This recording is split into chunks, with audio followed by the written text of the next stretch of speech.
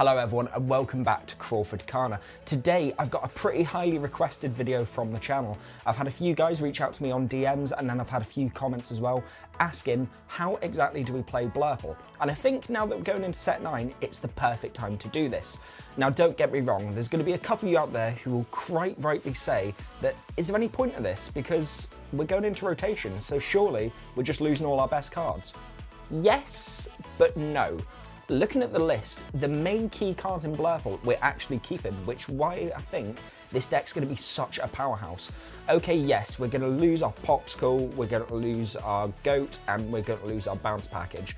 We're also going to lose Friends, which isn't great, but it's not the end of the world. The main thing that we're losing out here is on our draw package, but Blurple already has so much draw in it that it doesn't really matter. We've got Finders Keepers in there, we've got other opportunities to be able to draw. But the big thing for me, it seems that all the other decks are the main decks which are actually missing out on their key cards. We've still got Hades, we've still got the big Elsa from set 1, we've got Shift Belt, we've got so many options there in the deck that this is still going to function so well. The other big thing for me as well is I think that because we're losing the bigger cards like B-Prep and Sisu are kind of board clear cards, the whole meta is going to move on to try and make a quicker game. We're going to have a lot more tempo based decks and that's exactly where Blurple is going to shine. The whole structure for Blurple is we want to maintain to the end game. We control the board, keep our draw going, and then let your opponent gradually run out of cards. This is exactly what happens with tempo decks, which is why it's so easy for Blurple to take a solid stance in the upcoming meta. So, what I'm going to do for this video, don't get me wrong, I'd love to give you a set 9 list that's ready and set for you to go start practicing with straight away, but we've not had all the cards revealed yet, I've not got fully into testing. I will say I've got something that's cooking really highly right now and I really like the deck, but I don't want to release that until it's been absolutely perfected. One of the things for me as a player, I like to make sure that anything I'm posting and giving to you guys is of the top quality. So for me, I need to make sure that I've got more practice with the set 9 variant before I release anything with that. That being said, what I would like to do, I'm going to focus this guide on my set 8 deck, which I had success with at set champs, having 2 top 2s, as well as another 2 top 4s with the deck, and I'll teach you exactly how to play that deck. Once again, we're only missing a couple of cards off it from set 9, so we're not going to be changing too much. But what I will do when set 9's fully dropped and I'm happy with my list, I'll make another video on a Blurple guide on exactly how to play this deck for set 9. Worst case scenario, you've still got Infinity format to use this though. So, for me as a player, the first thing to work out whenever you're starting a new deck is to work out what is the point of your deck. What is its strengths and what is its weaknesses? How do you win with the deck and how do you lose with the deck? Let's be straight up, Blurple loses when we lose board control. It's really easy to overwhelm Blurple because we're a little bit slower on the get-go. So the best way to get around the Blurple deck is to spam out your board because we don't have a lot of board wipe options. In fact, we don't have any board wipe options because we are a challenging based deck. So if you put out too many cards that we can't deal with, the deck does fall apart a little bit, which is why as a player you need to make sure that you are controlling whilst also keeping resources in your hand. The big advantage that we have with Blurple is we're the best draw deck in Lorcana, and the reason for that is because we have Purple. Purple is always going to be the best draw colour because we have such fantastic draw cards. Genie, Rabbit, Finders Keepers, Friends on the other side. There are so many options to keep our hands constantly replenished. Even cards like Yzma, which lets you draw up to 3 cards when you've got an empty hand, is so clutch. Yes, we don't use that in Blurple, but we always want to focus on having draw cards in the deck to make sure that we draw better than our opponents. Alongside that, we're using Sapphire, which is the ramp colour of the game. The whole thing for us, we want to get up to a higher ink amount so we can get bigger cards out and utilise other resources. We're doing multiple things on the same turn, whereas other decks, for example a Ruby Amethyst deck, is going to slowly grind up and then be playing 1 or 2 characters at a time. Your aggro tempo decks are going to try and play multiple low cost characters out and try and overwhelm you. For us, we want to set up, take control, and then utilise our better resources to be able to win the whole game. For me, the Blurple deck can be split up into 3 different sections. We have ramp, we have control, and we have our draw cards. Our ramp cards are the most important cards in the deck, and it is essential that we get that on our turn 2. If we do not have this on our turn 2, I will tell you right now, you are going to lose the game. So no matter what on your mulligan, you are constantly looking for Sail or Tipo.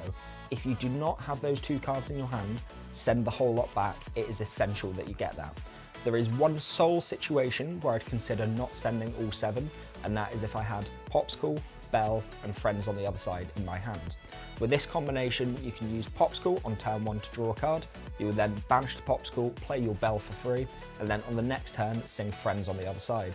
The reason we do this instead of sending all 7 is you're going to be drawing more cards than you would with a standard mull to give you a better chance to be able to find the cards. Obviously, this is a nuts combination as well, and if we do get that to start off with, it puts us in really good favour to win the game. But if you only have part of that combination in your opening hand, you're as well just sending it straight away so you can get into those ramp cards. Alongside our ramp, we have our control cards. Our control cards are focusing on our Mim package, the Rush. We've got our Hades, we have our Elsas, and then also my little addition to the deck, Rafiki Shaman, which we're using as a bomb rush. These cards are really essential for us because we're going to be constantly using them to clear the opponent's board. We want to keep the opponent's board as small as possible. Like I said earlier on the video, once they start to get a full board, that's when we start to lose and it becomes impossible for us to take over. We want them to be in a position where they're only able to play 1 or 2 characters a turn, and we're focusing on keeping a large board state. Obviously, against Ruby decks, we need to be careful because they do have mass removal like Be Prepared, so we can't put large boards out ourselves, but that's fine for us because we can focus on using draw cards to have constant answers for other situations. And then finally, our draw cards, and we have so much of these in the deck. As we said before, we've got Friends on the other side, we have Finders Keepers, we have Popsicles, we have Tamatoas, we have Genies. These cards we want to be constantly playing. Realistically, on my turn 4, I would love to get a Genie out. Genie's the kind of, I'm in a comfortable position, let's get that outplay. I will talk about the ideal turns later on in the video, but for me, as a base, if you don't know what you're playing and you're going for a normal guide, get out Genie, get the additional draw.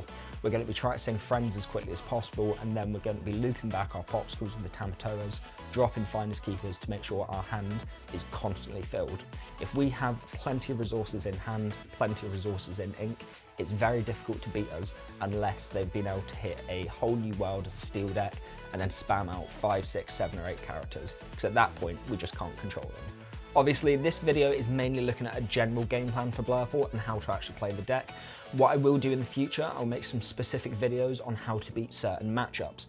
This video is going to be really useful as a general guide if you want to learn Blurple, and then specific strategies you can look at, but obviously we're going to have certain combinations that we're going to look for against certain matchups.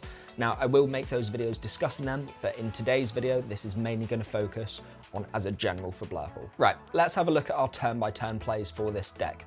Now, a lot of people always tend to go, oh, no 1-drops on turn 1, that's not very good. But we don't need to worry about that because we're a control deck. We're working on our later game, so if we don't have a turn 1 play, it's absolutely fine. Of course, if we do get off the Popsicle into Belle on our turn 1, that's great and it's really good for us, especially against the aggro decks because we've got more challenging options. But we still win without Belle. It's just an addition. So if you do have the Belle in hand, you don't always need to keep it. But if you have the combo, like I said earlier in the video, for Popsicle, Belle, Friends, then might as well keep that and take the advantage while you can. So the only turn 1 we're going to be playing is Popsicle Belle. If we don't have that, not the end of the world, we move on. However, like I said before, we need our turn 2 play as that is our little skip step. So predominantly for me, I would like to go for Tipo if I am running Fox in the deck. The reason for this is I'm able to swap out Fox and do some quick damage with Rush.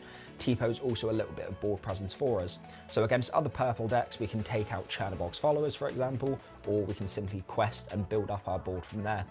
If we are running a little bit low on resources because we've perhaps played Popsicle Belle, then I might look into the Sell the Azurite Sea card. Main reason for that is because I get to draw instead of having to ink an additional card from my hand with the Tipo.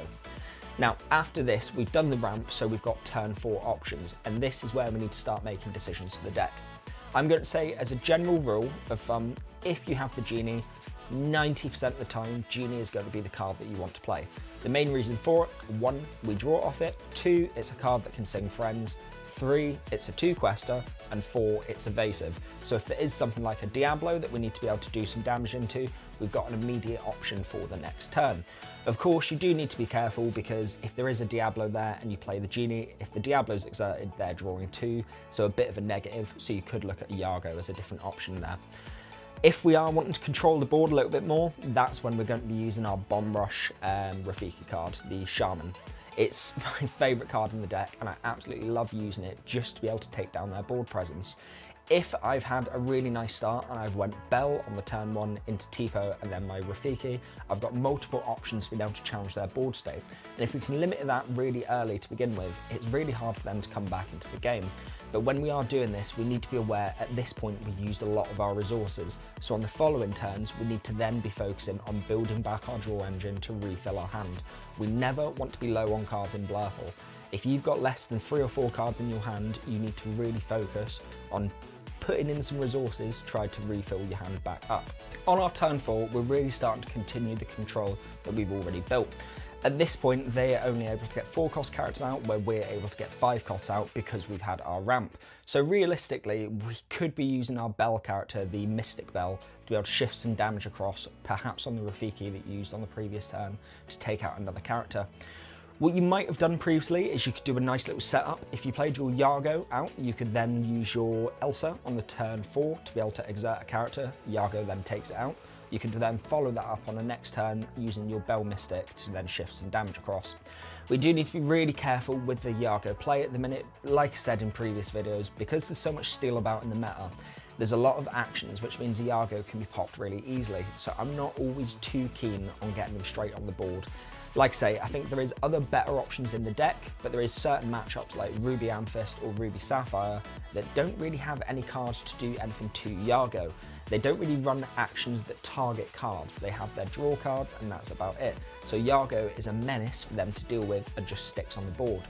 When we're getting into our turn 5 and we've got 6 ink, I am going to be looking to get a Tamtoa at this point if I've already had the Popsicle out. Being able to cycle that back and get the draw engine going again is really useful. But it's around this time that we should have hopefully been able to clear their board. Once their borders start to clear up a little bit, we can then start focusing on Finders Keepers to keep our hand draw going quite a high level. Hopefully, by this point in the game, we've been able to keep the board quite tight and compact for our opponents. Like I say, we're going to be using our Bomb Rush cards and try to challenge as much as possible, clear their board space. Once we have higher amounts of ink, we're going to be utilising our cards like Hades or Elsa to be able to make sure that they aren't able to quest out with anything and keep their board really, really thinned down. We don't want them to start to develop because that's how we're going to get into trouble. But at this point, we have so much resources available that we can play a big card like Hades and still have options to be able to bring out draw, which is really, really great for us. I will say in relation to Hades, please use him sparingly. If you don't actually need to use Hades, then don't bother. The big negative of using Hades is not only is it expensive to get out, but you're putting a card into their inkwell, which means you're then allowing your opponent to catch up in your ramp. My style with Blurple, I don't ramp nearly as much as I do with Ruby Sapphire. In Ruby Sapphire, I'm constantly ramping. I'm going to be a good few cards ahead of my opponent, but that's at the expense of my hand size. With Blurple, I'm looking to get the additional ramp to begin with, and then I only utilise ramp later in the game if I do have enough resources to be able to do it. I'm never going to be focusing on using ramp instead of getting cards out onto the board apart from our turn 2. So we want to constantly focus on building our board presence as much as possible. But like I say, with Hades, it gives them a chance to be able to get out bigger characters for them, which can be riskier for us. So make sure it's only as a, yeah, I kind of have to use this Hades to keep myself in the game. Now, through this video, I've kept yammering on about build your hand size, build your hand size, build your hand size, and there's a really, really important reason for that. As you've seen in the list, we run Big Monstro. Monstro's whole thing is you can discard a card from your hand to be able to ready him and then go again with a challenge. Obviously, being a rush character, it means we can take out large quantities of the board straight away once we get them down, even on our turn 7. So really, really useful to be able to do, but we can't utilise that if we don't have the cards available in our hands. So like I say, if you ever have any resources spare, make sure to get the draw as much as possible. Finders Keepers is a really difficult card to play in Blurple because is there any a good time to hit Finders Keepers? Yes. For me, I'm always going to be playing Finders Keepers if I'm expecting a B prep, so I'm not committing characters down to the board, or if my opponents haven't done too much with their turn. I want to make sure that I still have board presence, so they're not going to overwhelm me. But if I have space to be able to do it, and I can afford the turn off, being able to play that and draw 3 cards is going to be so clutch for us. Then being able to get our Monstro down and being able to wipe out their board is really, really useful for us. It's the big way to kind of get into matches that have a whole new world or have loads of cards in their hand at some point, so they're able to spam them out, or even against an aggro deck which has just been able to overwhelm the board state. Lots of times we just can't really do anything because there's too much there, but Monstro being able to ready means we can just clear their whole board, which is great for us. Alongside Monstro, we're going to make sure to be utilising our Popsicles, which we've kept on the board, to be healing him up, which means he can save his willpower and keep him in the game for even longer. If your Monstro does die on the turn that you've used it, that's absolutely fine. We don't mind him going. Yes, it's a 2-quester, but it's not essential to stay on the board for us. Once we've got into that final position where we are in control of the game heavily, and it's quite clear that your opponent does not have a lot of resources left, maybe they're top decking, maybe they don't have that much of an ink total, that's when we can turn the game around and start to put the pressure on. We're going to want to start regularly questing with our characters, we're going to want to start using all the draw possible, we want to start filling out our board really heavily, as long as it's not a Ruby deck. We put the pressure on them, and then for a lot of the tempo and aggro decks, they just can't do anything. And this is where our deck really shines against tempo and aggro decks, because we just have so much that we can ram into them because of all of our resources. Now, being Blurple, we do have a lot of combos in the deck that I'm just going to run through quickly now, because it's decent for you to be aware of in the game. Sometimes you can look at the cards and not always see the line, so I think it's really important if you are going to be playing a deck to be aware of any combos that you can get off. So, first of all, as we mentioned earlier in the video, we have Popsicle going into Bell. You're able to play Bell out for free. The next combo is our ramp-based combo. Tipo is very straightforward because you're just inking an additional card from our hand. However, with Sail, not only do we draw an additional card, but we can then put another card into our inkwell face up and non-exerted. So the perfect time to be able to do this is if we have an additional Popsicle in our hand. Sometimes what I like to do is if I've already got my Popsicle Bell out and I have the option to do this again, I can then do turn 2, I play Sail, draw a card, ink an additional card, play your Popsicle, get to draw another card, and then play out another Bell. And if you have the friends, you can sing that with your other Bell as well. And at this point, you are just absolutely dominating, which is crazy. I mentioned earlier on in the video about the damage combo. We utilise our Rafiki Shaman to rush in, take out a character. Then on the following turn, we can play down Mystic Bell, take the damage off of him, and then put it onto another one of the opponent's cards. Or additionally, we can set up with our Iago if we're expecting an evasive deck, and then on the following turn, play down Elsa to be able to exert. Iago can then challenge in, take out a character, and Elsa can maybe take out something else which is on the board. Then the other combo that we have available is utilising our Pan Shadow. With this, we're able to give our rush characters evasive, so it's really, really great if we're going into like a Ruby Amethyst deck with loads of evasive characters. You might want to play it out earlier in the game and you can utilise it on your Madam and Fox, but for me, I think that's a bit of a waste and I'm happy to leave it in the later game. For me, getting it around the time of having Monstro is always clutch because it means Monstro is an evasive character and can just go into everything. So predominantly, I would wait till the turn before I stick Monstro out, or if I've ramped enough and I have the resources, I'd play out Pan Shadow and Monstro on the same turn, discard cards and wipe out the opponent's whole board. And then of course the more obvious one is our goat bounce, which you should all hopefully know how to do. Stick down a goat, quest with the goat on the next turn, play your Mim Fox, bounce the goat back, gain an additional lore, and keep looping that cycle and then just winning through there by constantly bouncing back and forward. Right, hopefully this video was helpful for you guys. If you do have an interest in learning Blurple and perhaps playing it in a different set, like I say, I've got a video upcoming about the set 9 version of Blurple that I'm working on, but I just want to perfect that before anything else. If you do have any questions about the deck, please make sure to leave them in the comments. I'm more than happy to respond back and give any feedback. And let me know what decks you're looking forward to playing in set 9. Cheers guys, all the best, bye!